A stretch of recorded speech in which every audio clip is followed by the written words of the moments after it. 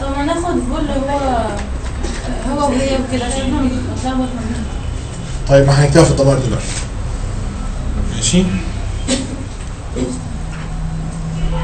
ركزي. الحل الاستمراري. احنا كنا قلنا ان اي مصدر في اللغه الارديه بينتهي بنا، وكل المصادر مذكره. كل المصادر ايه؟ كل المصادر ايه؟ يبقى اي مصدر في اللغه الارديه بينتهي بنا.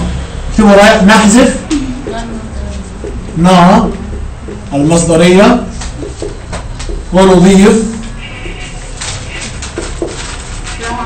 لها هي مصرفة حسب الفاعل. هنجيب فعل مثلا لكنا. ايوه ده الحال الاستمراري، هو بنحذف نا من المصدر ونضيف لها هي مصرفة زي ما هنصرفها دلوقتي مع جميع الضمائر. مي هم توم توم اب فو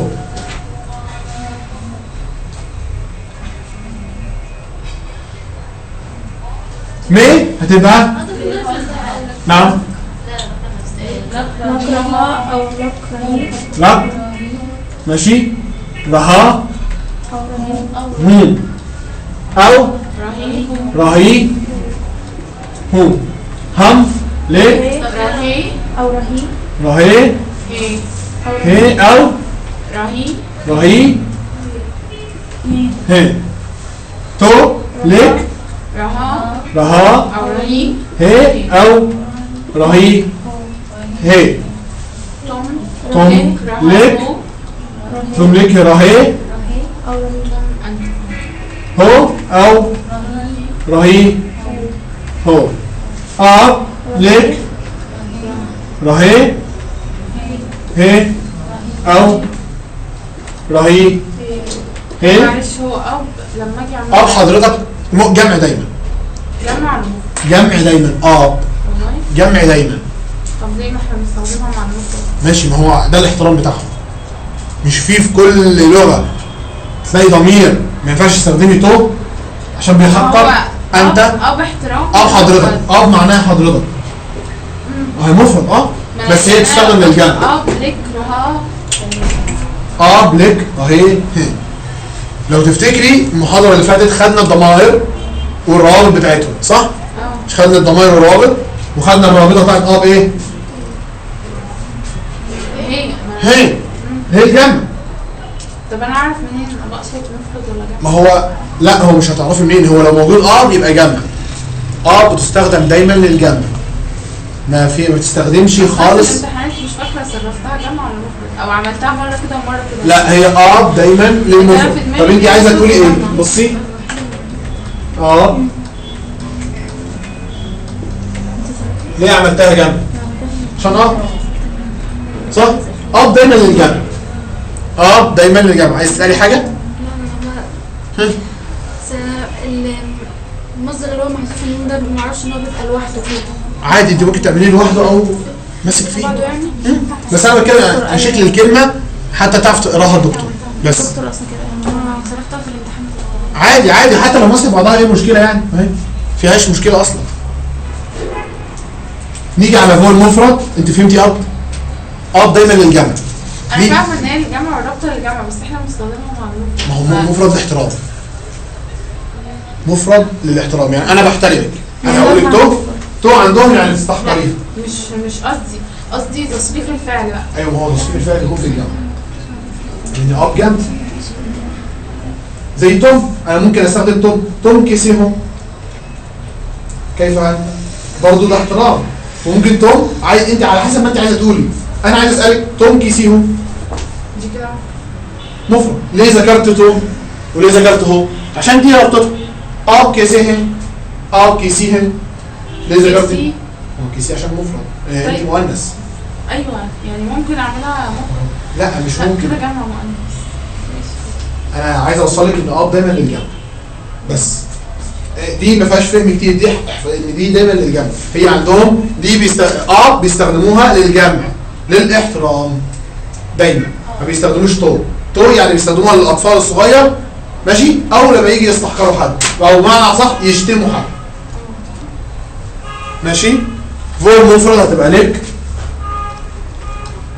رها هي او رهي هي. فور لك رهي هي او هي.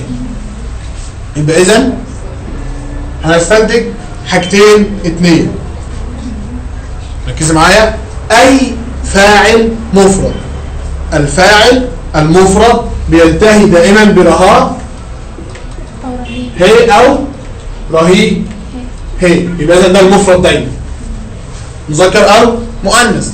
وهنستنتج حاجه كمان، الجمع هتبقى رهي هي او رهي هي او هو بقى هو توم.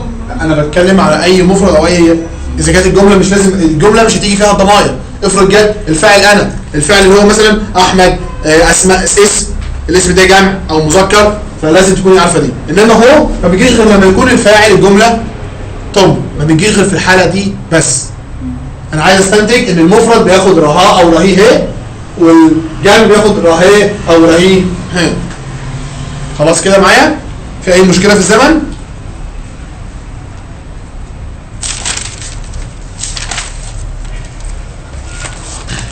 زي ما تعودنا افعال وجمل.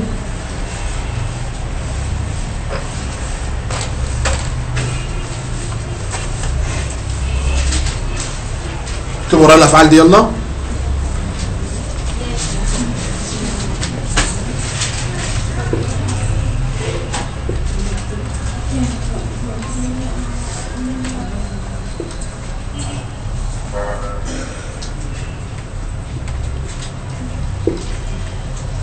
لارنا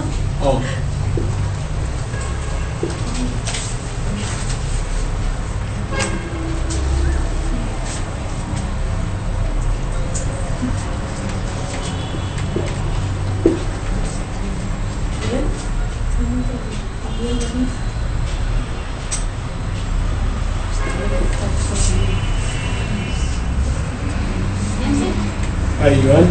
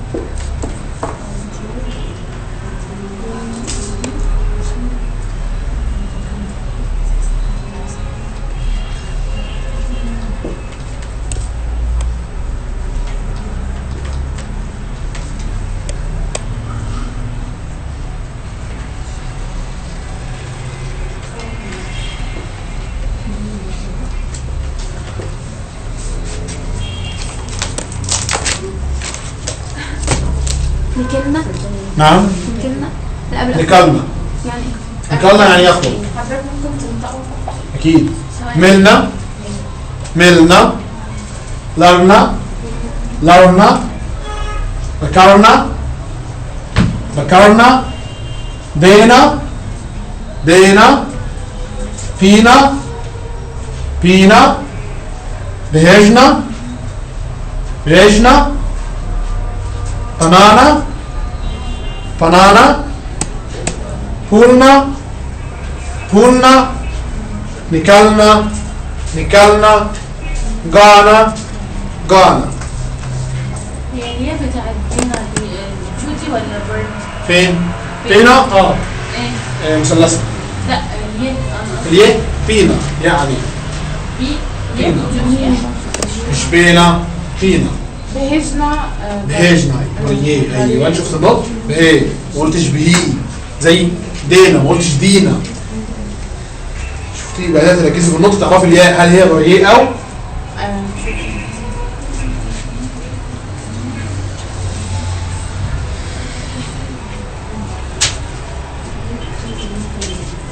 ها مشكلة ايه محاضرة من ايه مشكلة ايه؟